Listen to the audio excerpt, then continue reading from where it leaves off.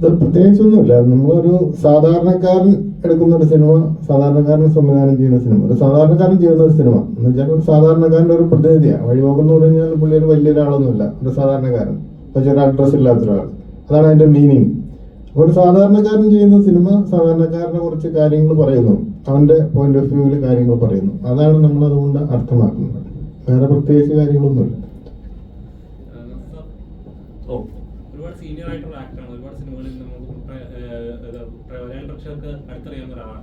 ഇങ്ങനെ ഒരു സിനിമയിൽ ഇതേപോലെ ഒരു കഥാപാത്രം സെലക്ട് ചെയ്യുമ്പോൾ ഇത് ഞാൻ ചെയ്യണം, എൻ്റെ കഥാപാത്രം ഇത് ചെയ്യേണ്ടതാണ് എന്ന് തോന്നുന്ന ഒരു റീസൺ ഉണ്ടാവില്ല. ഈ കഥാപാത്രം സെലക്ട് ചെയ്ത റീസൺ ഉണ്ടാവില്ല. എന്തായിരിക്കും? ഇല്ല, സത്യമായിട്ടും പറഞ്ഞു കഴിഞ്ഞാൽ അങ്ങനെ സെലക്ഷൻ ഒന്നും എനിക്കില്ല. ഞാൻ വരുന്ന നല്ല കഥാപാത്രങ്ങൾ ചെയ്യുന്ന ഒരാളാണ്. കാര്യം വെച്ചാൽ എനിക്ക് സ്വയം അറിയാം ഞാൻ ഇന്ന് മലയാളം ഇൻഡസ്ട്രിയിൽ എവിടെ നിൽക്കണം എന്നുള്ളത്. അതുകൊണ്ട് ഞാൻ ഇന്നും നല്ല നല്ല കഥാപാത്രങ്ങൾ തേടിക്കൊണ്ടിരിക്കുന്നു. ഇതുപോലെ ഒരു നല്ല പ്രൊഡ്യൂസർ വന്നു, നല്ലൊരു കഥാപാത്രം ഓഫർ ചെയ്തു. ഞാനത് കേട്ടപ്പോൾ എനിക്ക് എല്ലാം കൊണ്ടും എനിക്കത് ചെയ്യാൻ പറ്റും, ചെയ്യണം എന്നൊരാഗ്രഹം തോന്നിക്കൊണ്ട് ഞാനത് ചെയ്തു. അത്ര തന്നെ. അല്ലാണ്ട് പ്രത്യേകിച്ച് അങ്ങനെ ഞാൻ പറഞ്ഞില്ലേ, ഞാൻ ഇന്നും സിനിമയ്ക്ക് വേണ്ടി ജീവിച്ചു പോകുന്ന ഒരാളാണ്. നല്ല നല്ല ക്യാരക്ടേഴ്സ് ചെയ്യണം. അതിന് കുറച്ച് നാളായിട്ട് എനിക്ക് അതിന് കുറച്ച് തടസ്സങ്ങൾ ഉണ്ടായിരുന്നു എൻ്റെ പേഴ്സണൽ ലെവലിൽ. ഇപ്പം അതെല്ലാം മാറ്റി വെച്ചുകൊണ്ട് പൂർണ്ണമായിട്ടും സിനിമ ഇൻഡസ്ട്രിയിൽ തന്നെ കോൺസെൻട്രേറ്റ് ചെയ്ത് നിൽക്കുകയാണ്. ഇനി അങ്ങോട്ടേക്കും ഇതുപോലെ നല്ല നല്ല കഥാപാത്രം കിട്ടണമെന്ന് ആഗ്രഹിക്കുന്നു, പ്രവർത്തിക്കുന്നു. മലയാളികൾക്ക് ഇപ്പോഴും റിലേറ്റ് ചെയ്യാൻ പറ്റുന്ന കഥാപാത്രം അല്ലെങ്കിൽ നാട്ടുമുറവുള്ള കഥാപാത്രങ്ങളായിരിക്കും. ഇതൊക്കെ കുറച്ചുകൂടെ ആക്ഷൻ അല്ലെങ്കിൽ കുറച്ചുകൂടെ സീരിയസ് ആയിട്ടുള്ള സബ്ജക്റ്റ് ആണെന്ന് വിശ്വസിക്കുന്നു. അതുകൊണ്ട് കഥാപാത്രമാണോ ഈ സിനിമയിൽ? അതെ. അതായത് പടത്തിന്റെ ആദ്യത്തെ പാട്ട് ഈ പറഞ്ഞ പോലെ ഒരു കോമഡി, കോളേജ് സബ്ജക്റ്റ്, പ്രണയം, അതൊക്കെ സംസാരിച്ചു പോകുന്ന ഒരു പാട്ടാണ്. ബാക്കി അതിന്റെ ജേണി സ്വിങ്ങിലേക്ക് വരുമ്പോഴത്തേക്കും ഈ പറഞ്ഞ പോലെ കുറച്ചൊരു അഭിനയ പ്രാധാന്യമുള്ള പരിപാടികളാണ്. കഥാപാത്രത്തിന്റെ ഓരോ കഥാപാത്രം ചെയ്യുമ്പോഴും മുമ്പ് ചെയ്തതിനോട് ഡിഫറെന്റ് ആയിരിക്കണം എന്ന് ആഗ്രഹിക്കുമല്ലോ. എത്രത്തോളം ഡിഫറെന്റ് ആയിരുന്നു ഈ സിനിമയിലെ കഥാപാത്രം? ഡിഫറൻസിനെ പറ്റി പറഞ്ഞ അങ്ങനെ ഭയങ്കര എൻറ്റയർലി ഡിഫറെന്റ് ആണെന്ന് ഞാൻ പറയില്ല. നമ്മുടെ ലൈഫിലൊക്കെ നമ്മൾ ഒരുപാട് കാണുന്ന ഒരു ക്യാരക്ടർ തന്നെയാണ് പാർവതി. പക്ഷെ സ്റ്റോറി കേട്ടപ്പോൾ എനിക്കിപ്പോ ഹരിയണ്ണന്റെ ക്യാരക്ടറായ ഈ ഉണ്ണിയുടെ ഒരു ജേർണി ഉണ്ട്, പുള്ളിയുടെ ഒരു ട്രാൻസിഷൻ, ചെറുപ്പം തുടങ്ങി കോളേജ്, പിന്നെ അവിടുന്ന് മാറിയുള്ള. അപ്പൊ അത് കേട്ടപ്പോ എനിക്ക് ഭയങ്കര അത് കുറെ നാള് ഇങ്ങനെ ചിന്തിക്കാനുള്ളതായിട്ട് തോന്നി. എന്ന് വെച്ചാൽ അയാൾക്ക് സംഭവിക്കുന്ന ഓരോ കാര്യങ്ങൾ, അയാളുടെ ഒരു ഇമോഷണൽ ജേർണി എന്ന് പറഞ്ഞൊരു സാധനം. അപ്പം അതിന്റെ ഒരു പാർട്ടാണ് എന്റെ ക്യാരക്ടർ. അപ്പൊ അതായിരുന്നു എനിക്ക് ഇത് ഇഷ്ടപ്പെടാനുള്ള മെയിൻ കാരണം. ഇപ്പോഴും സിനിമകൾ ഇപ്പോൾ ഒരുപാട് സിനിമകളുണ്ട്. ചെറുപ്പം തൊട്ട് അഭിനയിച്ചു വന്ന നല്ലൊരു പ്ലേസ് കണ്ടുപിടിച്ച ഒരു ആക്ട്രസ് ആണ് താങ്കൾ. എപ്പോഴും എന്താ പറയുക, ഒരു കഥാപാത്രം ചൂസ് ചെയ്യുമ്പോൾ അല്ലെങ്കിൽ ഒരു കണ്ടിന്യൂസ് അല്ലെങ്കിൽ ഒരേ പാറ്റേണിൽ വരുന്ന കഥാപാത്രങ്ങളാണെങ്കിൽ അത് നോ പറയുക, ഇത് ഒരേപോലെ ചെയ്തിട്ടുള്ളതാണ്, ഇതല്ലാതെ വേറൊരു കഥാപാത്രം ഉണ്ടെങ്കിൽ ചൂസ് ചെയ്യാൻ പറ്റുന്ന ഒരു ലെവലിൽ പറ്റുന്ന ഒരു ആക്ട്രസ് ആണ്. പക്ഷെ എപ്പോഴും തോന്നിയിട്ടുണ്ടോ ഇത് പറ്റാത്ത ഒരു അവസ്ഥയിലാണ്? അങ്ങനെ തോന്നിയിട്ടുണ്ടോ?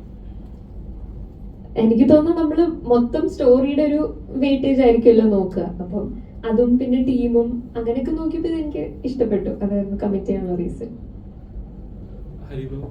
ഇപ്പൊ സിനിമ ചർച്ച ചെയ്യുന്ന ഒരു രാഷ്ട്രീയമുണ്ട്.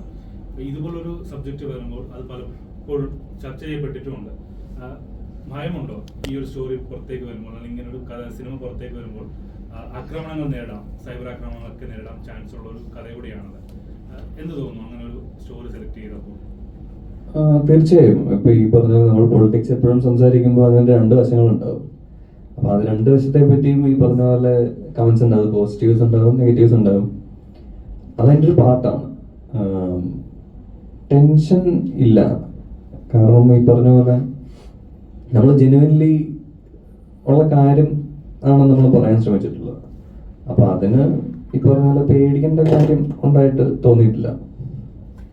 എത്രത്തോളം ഒരു സിനിമ കോൺട്രവേഴ്ഷ്യൽ ആവുന്നോ അത്രത്തോളം സിനിമയ്ക്ക് വിജയം കൂടുതലാണ്.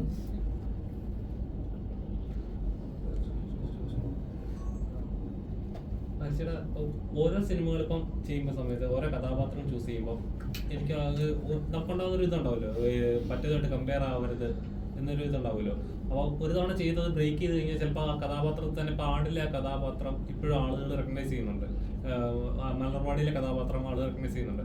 അപ്പം അങ്ങനെ കഥാപാത്രങ്ങളായിട്ട് അറിയപ്പെടുന്ന സിനിമകൾ ചെയ്യാനായിട്ട് എപ്പോഴും ആഗ്രഹിച്ചു. അതേപോലത്തെ സിനിമകൾ ചൂസ് ചെയ്യുമ്പോൾ ഇച്ചിരൂടെ എനിക്ക് ശ്രദ്ധിച്ച് ചൂസ് ചെയ്യായിരുന്നു എന്ന് തോന്നിയിട്ടുണ്ടോ? തോന്നിയിട്ടുണ്ട്. ഈ പറഞ്ഞ പോലെ ഞാൻ പറഞ്ഞു, നമ്മുടെ എല്ലാ സിനിമയും ഈ പറഞ്ഞ പോലെ നമ്മുടെ ഒരു പ്രതീക്ഷകളാണ്. അപ്പം അത് ചിലപ്പം അതിന് പോസിറ്റീവ് റിവ്യൂസ് ഉണ്ടാകാം, നെഗറ്റീവ്സ് ഉണ്ടാകാം. അപ്പം ഈ നെഗറ്റീവ്സിനാണ് നമുക്ക് എങ്ങനെ അത് ഇമ്പ്രൂവ് ചെയ്യാം എന്നതിനെപ്പറ്റി നമ്മൾ ചിന്തിക്കുന്നത്. അപ്പം അങ്ങനെ വരുമ്പോഴത്തേക്കും ഈ പറഞ്ഞ പോലെ നന്നാക്കാമായിരുന്നു എന്ന് തോന്നിയിട്ടുണ്ട്. അങ്ങനെയുള്ള ചിത്രങ്ങൾ ഉണ്ടായിട്ടുണ്ട്. പിന്നെ കൂടുതലും ഈ പറഞ്ഞ പോലെ റിപ്പീറ്റഡ് ഇത് ആകാണ്ട് ശ്രമിച്ചിട്ടുണ്ട് മാക്സിമം. ബ്രോയ്ക്ക് ഒരു ഐഡന്റിറ്റി തന്ന ചിത്രമാണ്, അല്ലെങ്കിൽ ആദ്യത്തെ ചിത്രമാണ് മലർവാടി. അതിനുശേഷം മറ്റൊരു ലെവലിലേക്ക് മാറ്റിയ ചിത്രമായിരുന്നു ആട്. ആടിന് രണ്ടാം ഭാഗത്തിൽ കുറച്ച് കലിപ്പനായിട്ട് എത്തുകയാണ് ചെയ്തത്. മൂന്നാം ഭാഗം വരുമ്പോൾ എങ്ങനെയായിരിക്കും? ഒന്നും എൻ്റെ കയ്യിലല്ല, ഇതിൻ്റെ കയ്യിലാണ്. അത് എഴുത്ത് നടക്കണമുള്ളൂ. അത് കഴിഞ്ഞിട്ട് എന്തെങ്കിലും പറയാൻ പറ്റുള്ളൂ. സസ്പെൻസ് ആണോ? അറിയത്തില്ല, എഴുതണേ ഉള്ളൂ. ഒന്നും ആയിട്ടില്ല. പ്ലോട്ടും കാര്യങ്ങളൊക്കെ റെഡി ആകണേ ഉള്ളൂ. മാനസ, ഇപ്പോൾ ഓരോ മുമ്പ് ഒരു ഇന്റർവ്യൂ പറയാറുണ്ടായത് എനിക്ക് ആക്ഷൻ പടങ്ങൾ ചെയ്യാൻ അല്ലെങ്കിൽ അങ്ങനത്തെ ടൈപ്പ് കഥാപാത്രങ്ങൾ ചെയ്യാനും താല്പര്യം ഉണ്ടെന്നുള്ളത്. എപ്പോഴെങ്കിലും ഓരോ കഥ ഇപ്പോൾ സജഷൻസ് പറയാറുണ്ട്, എനിക്ക് ഇല്ലാത്ത കഥാപാത്രം അല്ലെങ്കിൽ ആ കഥാപാത്രം കിട്ടുമ്പോൾ എനിക്കത് കിട്ടിയിരുന്നെങ്കിൽ എന്തെങ്കിലും എപ്പോഴും ചോദിക്കുകയോ പറയുകയോ ചെയ്തിട്ടുണ്ടോ? ഈ പറഞ്ഞ പോലെ മോസ്റ്റ്ലി ഞാൻ ചെയ്യുന്നത് ഇങ്ങനെ എന്താ ഒരു പാവം, ഒരു വിക്ടിം, അങ്ങനത്തെ ഒരു ഷെയ്ഡുള്ളതാ. അപ്പൊ എന്നോട് ഇവിടെ ഒന്ന് പറയുന്നുണ്ടായിരുന്നു ഇനി ഒരു ഹൊറർ മൂവി ചെയ്യണം എന്നൊക്കെ. അപ്പൊ അങ്ങനത്തെ എന്തെങ്കിലുമൊക്കെ എന്താ ഈ ഒരു കുറച്ച് ഈവിൾ ആയിട്ടുള്ള ചിലപ്പോ ഇതായിരിക്കും അതിന്റെ ഒരു തുടക്കം. അതെ. ഒരുപാട് സീനിയർ ആക്ടേഴ്സിന് നമ്മൾ ഈ സിനിമയിൽ നമ്മൾ മലയാള സിനിമയിൽ മിസ് ചെയ്യുന്നുണ്ട്. എന്നാൽ ഒരുപാട് സീനിയർ ആക്ടേഴ്സ് ഇപ്പോഴും ഉണ്ടെന്ന് പറയാലും അവർക്കൊക്കെ ഒരുപാട് പ്രാധാന്യം കൊടുക്കുന്നില്ല. വന്ന് പോകുന്നു, അല്ലെങ്കിൽ അവർ വന്ന് ചെറിയൊരു സ്പേസിൽ നിന്നിട്ട് കഥാപാത്രം അഭിനയിച്ച് അങ്ങനെ പോവുകയാണ് ചെയ്യുന്നത്. അവിടുത്തെ ആ ഒരു പ്രാധാന്യം അവർക്കിപ്പോൾ നൽകപ്പെടുന്നില്ലെന്ന് വിശ്വസിക്കുന്നുണ്ടോ? തീർച്ചയായിട്ടും. പണ്ടും ഇന്നും തമ്മിൽ വളരെയധികം വ്യത്യാസങ്ങളുണ്ട്. പണ്ടെന്ന് പറയുമ്പോൾ പ്രൊഡ്യൂസർ എന്ന് പറഞ്ഞാൽ ദൈവമായിരുന്നു. പ്രൊഡ്യൂസറാണ് എല്ലാം തീരുമാനിക്കുന്നത്. ആ കാലഘട്ടത്തിൽ ആർട്ടിസ്റ്റിനെ തീരുമാനിക്കുന്നത്, ടെക്നീഷ്യൻ, എല്ലാ കാര്യവും ഒരു പ്രൊഡ്യൂസർ, അദ്ദേഹമായിരുന്നു മുതലാളി ശരിക്കും. ഇന്ന് ആ ഒരു കാലഘട്ടം മാറി. ഇന്ന് സൂപ്പർ സ്റ്റാർസാണ് ഇതെല്ലാം തീരുമാനിക്കുന്നത്. ഒരു പ്രൊഡ്യൂസർ പോലും ഒരു കലാകാരൻ്റെ, വലിയൊരു ആർട്ടിസ്റ്റിൻ്റെ മുമ്പിൽ, ഒരു ഹീറോയുടെ മുമ്പിൽ വെറും കളിപ്പാവയാണ്. അദ്ദേഹത്തിനൊന്നും അവിടെ വലിയ വോയിസ് ഇല്ല. അപ്പം അങ്ങനെ ഒരു കാലഘട്ടമാണ് ഇന്ന് പോയിക്കൊണ്ടിരിക്കുന്നത്. അത് ഓരോ സമയത്തുള്ള ആ ഒരു change of atmosphere you can call it. അപ്പോൾ ഇന്ന് നമ്മൾ voice of speech is very little these days.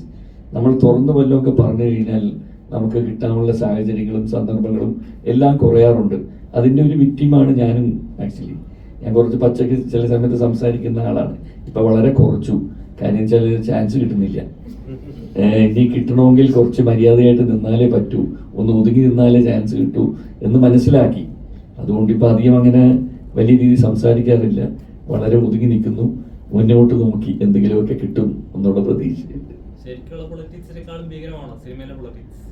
എല്ലാം ഒരുപോലെ തന്നെയാണ് ഇതൊക്കെ. എല്ലാത്തിലും അതിൻ്റെ ആയിട്ടുള്ള പൊളിറ്റിക്സ് ഉണ്ട്. അത് അവോയ്ഡ് ചെയ്യാൻ പറ്റില്ല. ഈഗോ കുറച്ച് കൂടുതലുള്ള ലൈനാണ് ഫിലിം ഇൻഡസ്ട്രി. ഈഗോ ഉണ്ട്.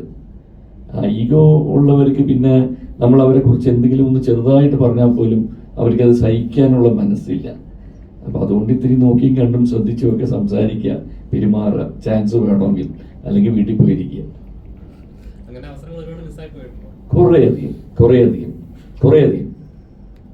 അത് പറഞ്ഞിട്ട് കാര്യമില്ല. അതിപ്പം ഞാൻ പറഞ്ഞില്ല, അത് മനസ്സിലാക്കിയപ്പോൾ കുറച്ച് താമസിച്ചു പോയി. എന്നാലും ഇപ്പോഴും താമസിച്ചിട്ടില്ല എന്ന് വിശ്വസിക്കുന്നു. തിരുത്തി കുറച്ച് എന്ത് ചെയ്യാനാ മോനെ, എങ്ങനെ ആയിപ്പോയി.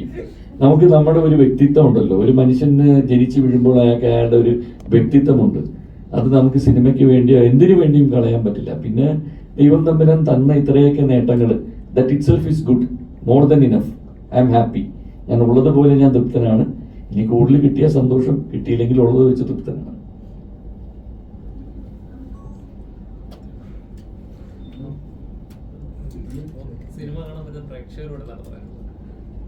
എല്ലാവരും ഈ സിനിമ തിയേറ്ററിൽ വന്ന് കണ്ട് വൻ വിജയമാക്കി മാറ്റണം. എന്നാലേ നല്ല നല്ല സിനിമകൾ ഇനി ഉണ്ടാവുകയുള്ളൂ. പുതിയ പുതിയ പ്രൊഡ്യൂസേഴ്സ്, അദ്ദേഹത്തിനെ പോലെ മിസ്റ്റർ ഫ്രാൻസിസിനെ പോലെ പുതിയ പുതിയ പ്രൊഡ്യൂസേഴ്സ് മുന്നോട്ട് വരികയുള്ളൂ. അതുപോലെ പ്രൊഡ്യൂസേഴ്സ് മുന്നോട്ട് മുന്നാലേ നമ്മളെപ്പോലെ കലാകാരന്മാർക്കും ഇതിൽ പിന്നിൽ പ്രവർത്തിക്കുന്ന ടെക്നീഷ്യൻസിനും എല്ലാവർക്കും ജോലി ഉണ്ടാവുകയുള്ളൂ. അതുകൊണ്ട് തീർച്ചയായിട്ടും എല്ലാവരും തിയേറ്ററിൽ പോയി കണ്ട് ഈ ഓർമ്മ ചിത്രം ഒരു വൻ വിജയമാക്കി മാറ്റണം എന്ന് അഭ്യർത്ഥിക്കുന്നു. പ്രൊഡ്യൂസർ എന്ന നിലയിൽ ഒരു വാക്കുകൂടി പറഞ്ഞോട്ടെ, കുഴപ്പമില്ലല്ലോ. അപ്പൊ നിങ്ങൾ എല്ലാവരും തന്നെ ചാനലുകാരല്ലോ അല്ലേ? അപ്പൊ നിങ്ങൾ ആദ്യത്തെ ഷോ എങ്ങനെയെങ്കിലും കാണാൻ പറ്റുമെങ്കിൽ കാണുക, എന്നിട്ട് കൃത്യമായിട്ട് അഭിപ്രായം രേഖപ്പെടുത്തുക. കുഴപ്പമില്ല, നല്ലതാണെങ്കിൽ നല്ലത്, ചെയ്തെങ്കിൽ ചെയ്ത പബ്ലിക് അറിയട്ടെ. നമ്മൾ ഇത് ചെറിയൊരു പടം, വലിയ ആർട്ടിസ്റ്റോ വലിയ ബാനറൊന്നും അല്ലേ. അപ്പൊ അതുകൊണ്ട് നല്ല പടമാണെങ്കിൽ തന്നെയും നമുക്ക് തിയേറ്റർ കിട്ടാനും എല്ലാത്തിനും വലിയ വലിയ പ്രശ്നങ്ങളാണ്. അപ്പൊ നിങ്ങൾ കണ്ടിട്ട് വിലയിരുത്ത്, ഇതെങ്ങനെയാണ് സാധനം എങ്ങനെയാണ്, എന്നിട്ട് വിലയിരുത്ത്. നല്ലതാണെങ്കിൽ നല്ലത് വിജയിക്കണം, നല്ലതല്ലെങ്കിൽ അത് വിജയിക്കരുത്. ആ രീതിയിലുള്ള ഒരു ചിന്താഗതിക്കാരനാണ് ഞാൻ. അപ്പോൾ ധൈര്യമായിട്ട് പോയി കാണുക, ഉള്ള അഭിപ്രായം നല്ലതാണെങ്കിൽ നല്ലതെന്ന് പറയാം, ചീത്തയാണെന്ന് പറയാം. ആ അഭിപ്രായം രേഖപ്പെടുത്തുക. എന്ന് വെച്ചാൽ കളർ ചെയ്ത അഭിപ്രായമൊന്നും വേണ്ട, റിയൽ അഭിപ്രായം രേഖപ്പെടുത്തിക്കൂ, ധൈര്യമായിട്ട് രേഖപ്പെടുത്തിക്കൂ. അതാണ് എനിക്ക് പറയാനുള്ളത് ഒരു പ്രൊഡ്യൂസർ എന്ന നിലയിൽ. Thank you. സംവിധായകന്റെ സൃഷ്ടിയാണ് സിനിമ എന്ന് പറയുന്നുണ്ട്. അപ്പൊ നമ്മുടെ സംവിധായകൻ ആദർശനാണ് ഓർമ്മ ചിത്രത്തിലെ. ഇല്ല, അങ്ങനെയൊന്നുമില്ല. ഇപ്പൊ ഒരു സംവിധായകൻ അത് ഒരു കോർഡിനേറ്ററാണ്. എന്നുവെച്ചാൽ ഈ പ്രൊഡക്ഷൻ ബോയ് മുതലുള്ള ആൾക്കാരുടെ ഒരു പ്രയത്നമാണ് സിനിമ. ഒരാൾ വിചാരിച്ച ഒരു സിനിമ നല്ല സിനിമ ഉണ്ടാവില്ല. ഇപ്പൊ ആർട്ടിസ്റ്റ് ഇദ്ദേഹം നന്നായിട്ട് അഭിനയിച്ചാലേ പുള്ളിയുടെ പോർഷൻ റെഡി ആവുള്ളൂ. എല്ലാവരും കൂടെ കൂടുമ്പോഴാണ് സിനിമ എല്ലാം ചേരും. ഇപ്പൊ സാമ്പാർ ഉണ്ടാക്കുമ്പോഴത്തേക്ക് എന്തെങ്കിലും ഒന്ന് കൂടി പോയി, അപ്പോൾ സാമ്പാർ ഉണ്ടാക്കുന്നതിനെ പറഞ്ഞിട്ട് കാര്യമില്ല. അതുപോലെയാണ് സിനിമ എല്ലാം കൂടെ. ഇപ്പൊ ആദ്യം ഈ സിനിമ നമ്മൾ ഡബ് ചെയ്ത് കഴിഞ്ഞപ്പോഴത്തേക്കും നമ്മൾ ഉദ്ദേശിച്ച ഒരു ലെവലില്ലായിരുന്നു. അത് കഴിഞ്ഞ് റീഡപ്പ് ചെയ്തു, അതിനുശേഷം RR ചെയ്തപ്പോഴും നമ്മൾ ഉദ്ദേശിച്ച ലെവൽ വന്നില്ല. അത് കഴിഞ്ഞ് നമ്മൾ RR പിന്നെയും ഒന്നുകൂടി ചെയ്തു. അതെല്ലാം കഴിഞ്ഞ് കഴിഞ്ഞപ്പോഴത്തേക്കും നമ്മൾ വിചാരിച്ചതിലും ഒരു അപ്പുറത്തുള്ളൊരു ലെവലിലാണ് ഇപ്പം നിൽക്കുന്നത്. അപ്പം നമ്മൾ ഞാനൊരു 2 വർഷമായിട്ട് മലയാളത്തിലാണെങ്കിൽ എല്ലാ സിനിമയും കാണുന്നുണ്ട്. എല്ലാ സിനിമയും, ഒരു സിനിമ പോലും വിടാതെ കാണുന്നുണ്ട്. അപ്പോൾ നിങ്ങൾ എല്ലാവരും പോയി കണ്ടു നോക്ക്. അപ്പോൾ എന്നിട്ട് അഭിപ്രായം പറ. അതാണ് എനിക്ക് പറയുന്നത്. ഡയറക്ടർ പേര് കൊണ്ട് അതിൽ വലിയ കാര്യമൊന്നുമില്ല. പടമാണ് വിലയിരുത്തുന്നത്. ഇപ്പൊ മോഹൻലാലിനും മമ്മൂട്ടിനെയും നമ്മൾ ഇഷ്ടപ്പെടുന്നത് എന്താ, അവർ ചെയ്ത ക്യാരക്ടറും അവർ ചെയ്ത പടങ്ങളും പടത്തിന്റെ പേരിലാണ് അറിയപ്പെടുന്നത്. അപ്പൊ ഈ ഇതിലെ ഡയറക്ടറും ഈ പടത്തിന്റെ പേരിൽ അറിയപ്പെട്ടെ, അല്ല ഡയറക്ടറിന്റെ പേരിലല്ല പടം അറിയപ്പെടുന്നത്. പടം നല്ലതാണ്. പടം റിലീസായി കഴിയുമ്പോൾ ഓട്ടോമാറ്റിക്കായിട്ട് പബ്ലിക് അന്വേഷിക്കും ഇതാരാ ഈ പടം ചെയ്തതെന്ന് ഓട്ടോമാറ്റിക്. അപ്പൊ ഡയറക്ടർ ഓട്ടോമാറ്റിക് വരും. പ്രൊഡ്യൂസർ ഇവിടെ ഉണ്ടല്ലോ. പ്രൊഡ്യൂസർ എന്ത് ചോദിച്ചാലും പറയാൻ പ്രൊഡ്യൂസർ ബാധ്യസ്ഥനാണ്. പ്രൊഡ്യൂസർ ഇവിടെ ഉണ്ട്, ഐഡന്റിറ്റി ഉണ്ട്. ഐഡന്റിറ്റി ഇല്ലാതല്ല. പടത്തിന്റെ പേരിൽ ഡയറക്ടറും ബാക്കിയുള്ള ടീമും അറിയപ്പെടട്ടെ, അല്ലാണ്ട് അവരുടെ പേരിലല്ല പടം അറിയപ്പെടുന്നത്. പടം നല്ലതാണ്, ആൾക്കാർ ഇഷ്ടപ്പെടും, തീർച്ചയായും ഡയറക്ടറെ അന്വേഷിക്കും. അപ്പോൾ ഡയറക്ടർ ഓട്ടോമാറ്റിക്കായിട്ട് വരും. Okay, thank you. പടം എന്തായാലും വലിയൊരു വിജയമാകട്ടെ. ഇനി ഒരുപാട് സിനിമകൾ നിങ്ങൾ കാണാൻ സാധിക്കട്ടെ. ഇത്രയും സമയം ഞങ്ങൾക്ക് വേണ്ടി തന്നതിന് thank you. Okay, thank you. Thank you.